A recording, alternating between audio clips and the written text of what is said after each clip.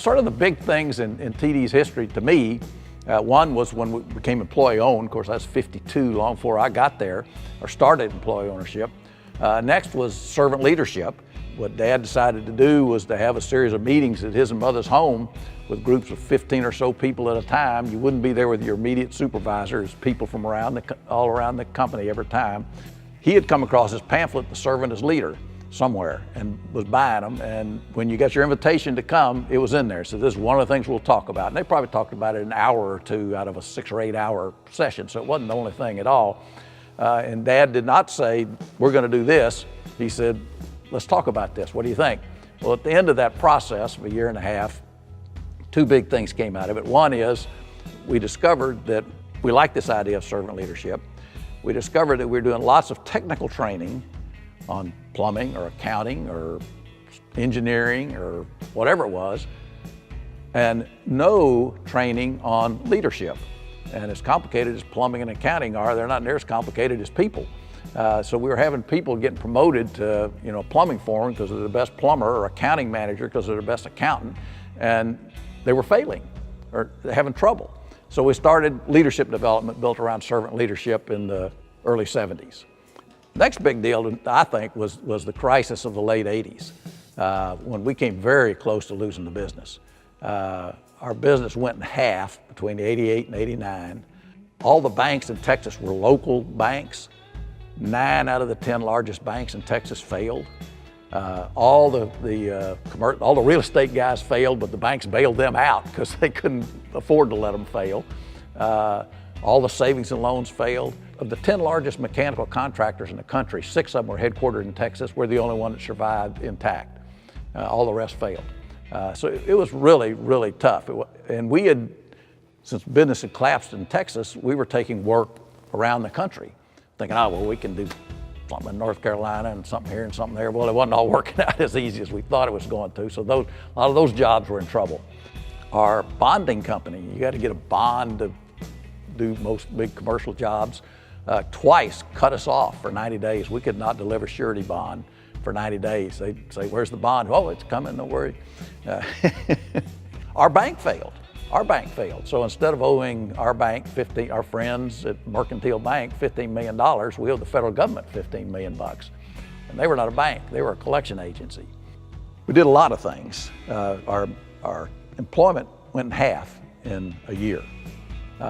Mostly that was people from these out-of-town projects that were winding down, but it wasn't exclusively. We had some layoffs too.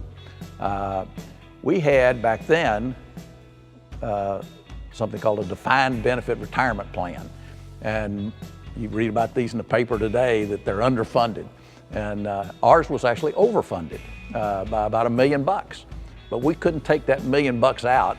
The only way to get it out was to terminate the plan. It had $5 million in it. It was $1 million overfunded. It took $4 million to pay everybody off with whatever their value was in the plan. And so we had a meeting at the office one night, and probably a couple hundred people showed up. I think it was after dinner.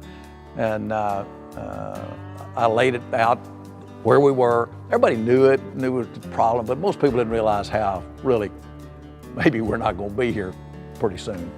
So I laid it out and I said, I think we need to terminate that plan. That way the company will get $1 million and we'll distribute $4 million to all of us. But I think we need another $1 million to survive. And I've been to Trammell Crow, I've been to banks, I've been to investors, and nobody had any interest in putting money into our business. So I said, the only people I know to go to is us to get that other $1 million. But I had all the data there, and we went through and came up with sort of a fair share formula to, if you're just about to retire, you would put in 10%. If you were 25, you'd put in 60% or something. I don't remember what the numbers were, but it was, the younger you were, the bigger percent of your retirement fund you put back in. If everybody, we knew wasn't everybody going to do it, couldn't make anybody do it.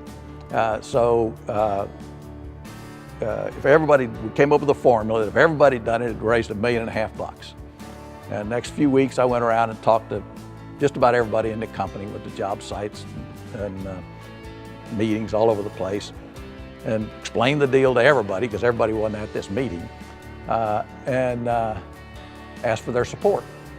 Said nobody will know who does it, who did. I mean, the accounting department, I guess, knew, but nobody else. I won't know who did it and who didn't do it. Nobody will know that. Your job's not contingent on you doing this, but the company needs your support. And we raised $1.3 million, and that saved the company. Just be honest about it. They also had stock. The company went broke, their stock was worth nothing. They also had a paycheck. If the company went broke, that paycheck's in jeopardy. So part of it was just, what are my options here? But I think a big part of it was we loved each other and we wanted to help each other. We were in this thing together. And I think it was Ferguson came up with the line, we're burning the lifeboats. We're going to make it on this island by ourselves. I'm sure different people had different reasons, but I think it was because we were committed to one another. It was a big part of it.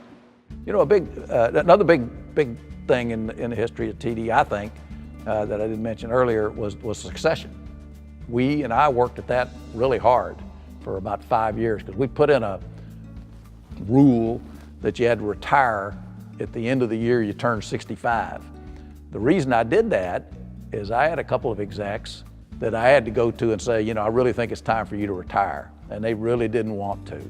And so I had to insist that they do it.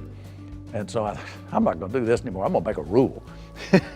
Keep this thing simple. 65 and you're out.